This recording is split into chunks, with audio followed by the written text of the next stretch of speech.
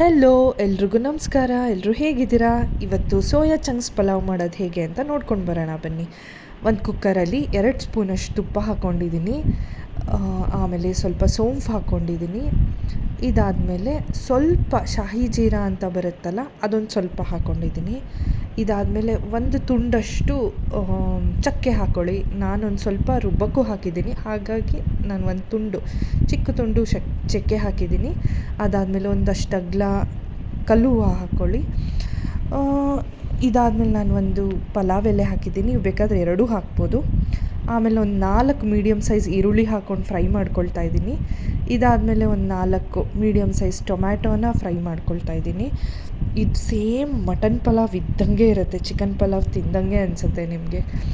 ಈಗ ಒಂದು ಸ್ವಲ್ಪ ಅರಿಶಿನ ಹಾಕ್ಕೊಂಡು ಇನ್ನೂ ಫ್ರೈ ಮಾಡ್ಕೊಳ್ಳಿ. ಅದಾದಮೇಲೆ ನಾನು ಈಗ ಮಸಾಲೆ ರುಬ್ಬಿರೋದು ಹಾಕ್ಕೊಳ್ತಿದ್ದೀನಿ.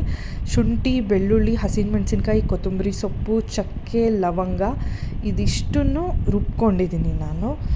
ರುಬ್ಕೊಂಡಿರೋ ಪೇಸ್ಟನ್ನು ನಾನು ಇವಾಗ ಇದಕ್ಕೆ ಹಾಕ್ಕೊಳ್ತೀನಿ. ಅದು ಹಾಕ್ಕೊಂಡು ಚೆನ್ನಾಗಿ ಮಿಕ್ಸ್ ಮಾಡಬೇಕು ನೀವು. ಹೀಗೆ ಚೆನ್ನಾಗಿ ಮಿಕ್ಸ್ ಮಾಡ್ಕೊಳ್ಳಿ.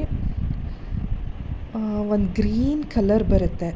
ಇದಕ್ಕೆ ಇನ್ನೂ ಗ್ರೀನ್ ಕಲರ್ ಬರಬೇಕಂದ್ರೆ ನಾನು ಒಂದು ಪಾಲಕ್ ಸೊಪ್ಪನ್ನು ಬಿಸಿ ನೀರಲ್ಲಿ ಹಾಕ್ಬಿಟ್ಟು ಒಂದು ಸ್ವಲ್ಪ ಹೊತ್ತು 3-4 ನಿಮಿಷ ಬಿಟ್ಟು ಅದನ್ನು ತೊಗೊಂಡು ಪೇಸ್ಟ್ ಮಾಡಿದ್ದೀನಿ. ಆ ಪೇಸ್ಟ್ನೇ ಇಲ್ಲಿ ಹಾಕಿರೋದು. ಒಳ್ಳೆ ಗ್ರೀನ್ ಕಲರ್ ಬರುತ್ತೆ. ಇದು ಒಂದು ಒಳ್ಳೆ ಫ್ಲೇವರ್ ಮತ್ತು ಒಳ್ಳೆ ಕಲರ್ ಕೊಡುತ್ತೆ.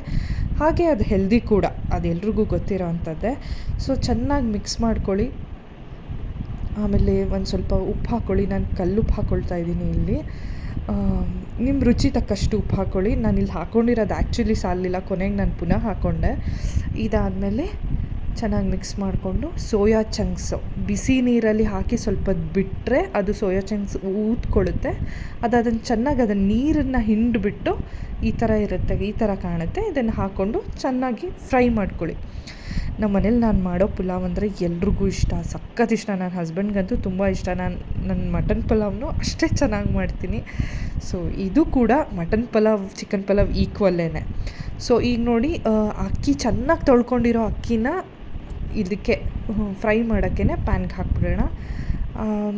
ಅಕ್ಕಿನ ಚೆನ್ನಾಗಿ ಹುರ್ಕೊಳ್ಳಿ. ಒಂದು ಸ್ವಲ್ಪ ಹೊತ್ತು ಚೆನ್ನಾಗಿ ಹುರ್ಕೊಂಡಾದಮೇಲೆ ನೀವಿವಾಗ ನೀರು ಹಾಕ್ಕೊಳ್ಳಿ.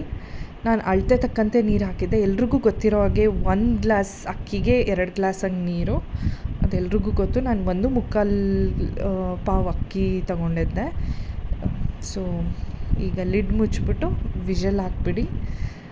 1 ವಿಷಲ್ ಸಾಕು.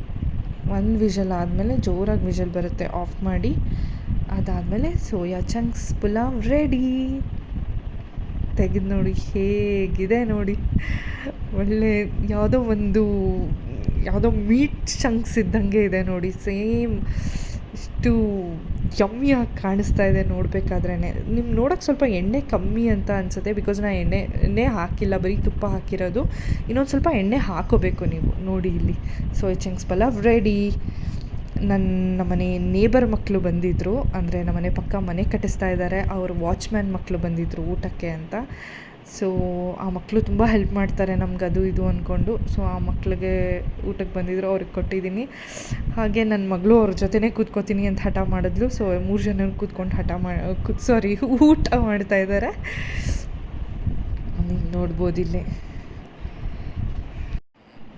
ಅವರಿಬ್ಬರು ತಿಂದ್ಬಿಟ್ಟು ಹೇಳ್ತಾಯಿದ್ರು, ಆಂಟಿ ತುಂಬ ಚೆನ್ನಾಗಿದೆ ಆಂಟಿ, ಒಳ್ಳೆ ಮಟನ್ ಪಲಾವ್ ಇದ್ದಂಗಿದೆ ಅಂತ ಹೇಳ್ತಾಯಿದ್ರು. ನಾವು ಪದೇ ಕೇಳ್ತಾಯಿದ್ದೆ, ಹೇಗಿದೆ ಹೇಳಿ, ಹೇಗೆ ಅನ್ನಿಸ್ತಾ ಇದೆ ಹೇಳಿ ಅಂಥೇಳಿ. ಜೊತೆಗೆ ನನ್ನ ಮಗಳು ಕೂತ್ಕೊಂಡು ತಿಂತಾಯಿದ್ದಾಳೆ. ಅವಳನ್ನ ಕೇಳಿದೆ, ಅವಳ ರಿವ್ಯೂ ಹೇಗಿತ್ತು ಅಂದರೆ ಮ್ಯಾಗಿ ಥರ ಇತ್ತು ಅಂದ್ಲು. ಓಕೆ, ಇವಾಗ ನನ್ನ ಟರ್ನ್. ಇವಾಗ ನಾನು ಹಾಕ್ಕೊಂಡಿದ್ದೀನಿ ಮೊಸರು ಬಜ್ಜಿ ಜೊತೆಗೆ. ನಾನು ಫಸ್ಟೇ ಫುಡ್ಡಿ, ನಂಗೆ ತುಂಬ ಇಷ್ಟ ಫುಡ್ ಅಂದರೆ. So it was so tasty, ಸಖತ್ತಾಗಿತ್ತು.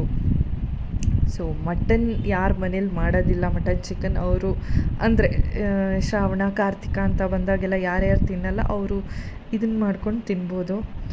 ಬೇಕಾದಷ್ಟು ಥರ ರೆಸಿಪಿಗಳಿದೆ, ಬಟ್ ಇದು ನನ್ನ ರೆಸಿಪಿ.